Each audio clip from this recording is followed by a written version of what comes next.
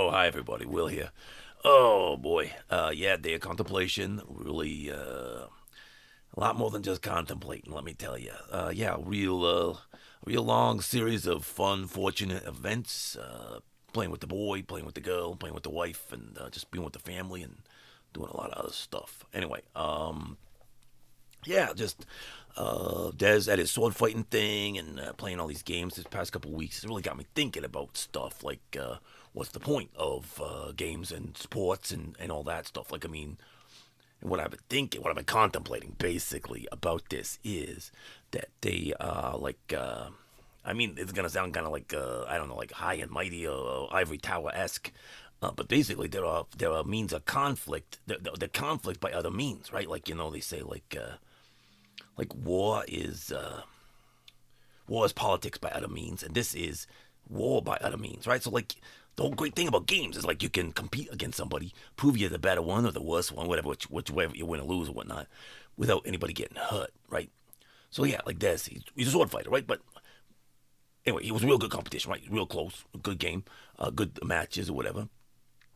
And in the end, he loses 9-10 against this other guy.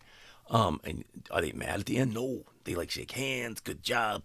We learn from each other. We learn from our mistakes. We learn from your mistakes, my mistakes.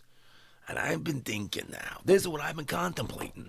That maybe why don't instead of like we having these big battles all the time in real life, not like the little battles, like we were having this little battle here. That was a lot of fun. And that reminds me. Here's something funny about that battle. Now I won that thing barely, but guess what? On both our sides, both the commanders, they got blown up. They got destroyed. No commanders left at the end. Still, the armies were left and they're winning, but no commanders. In these games, the commander got to be down there on the battlefield, risking his life, her life, their life. I mean, if they're a monster, what are you going to call them? But they got to risk their lives. They can't just sit in some chair. I mean, that's our job as the players.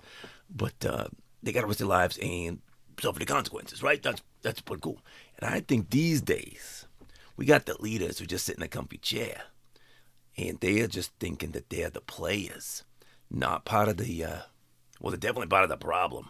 Um, but they think using pawns is going to be the solution, and them just sitting there, it doesn't matter win or lose. They still all comfortable. They're not like sitting in a hole in the ground, right?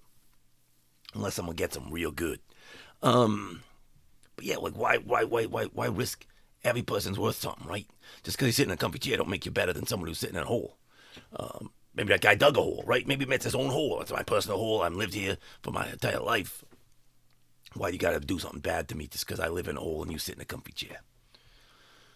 So maybe, I mean, a lot, and as I was saying, with the sports teams, people really invest a lot of their, I don't know, personal value. I don't know what you would call it exactly. The ego. When the team wins, they're to win. When the team loses, they lose. And people feel the same way about their countries and cities and everything else that they think is that they's a part of, but they're really not contributing that much. But maybe they is. Maybe they is. I don't know. If you're contributing a lot, then it is worth you something to your time. And maybe you're worth it to its time too.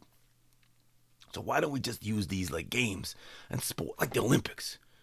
You could have a like Olympic type thing, like where you got a bunch of sports, people in conflict, they got a problem with each other, and you get them to play a game together. Then one, you get to see who's the winner, who's the loser.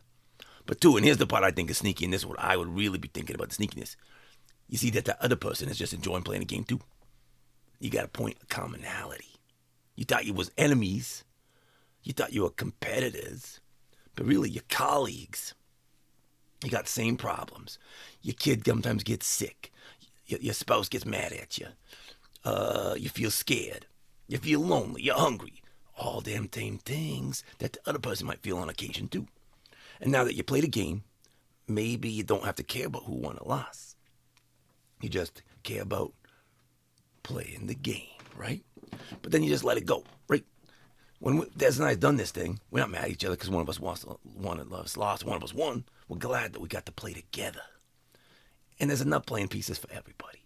But some people, they don't want to share them points. They don't want to play fair. So you know what? Maybe we get those guys to fight each other's, and we see who wins or loses. And then when they're all dirty and all smashed up, we like say, you know what? We don't need to listen to you. You know what? We could have talked this out like adults. Why don't you do that instead of like using adults to fight each other? Kids, I mean, I don't even want to go there. But yeah, that's what I've been contemplating. That's my day of contemplation. And I think after playing with the boy so much for the past couple of weeks, I really think you could really resolve a lot of things just by playing games with the people you thinks is your enemies. But then maybe you switch sides in the game and you realize that isn't what it is. It's something else. Maybe like I talked about them kings. Maybe them kings is not actually fighting. They're just making their pawns fight so they feel good about themselves. Well, maybe we should get them to fight each other and see which one's better, okay? Anyway, the holiday season, got the workshop all cleaned up. Gonna do some personal projects while I take a couple weeks off with the family and when we travel and visit and stuff. So I'll see if I can get some other stuff up here for you. Maybe a surprise visit or two. But it's been a pleasure. I'll see you guys in the new year. And you stay safe. You play some games. You make some friends. And you know what? Have a good time. I'll see you again very soon. Bye-bye.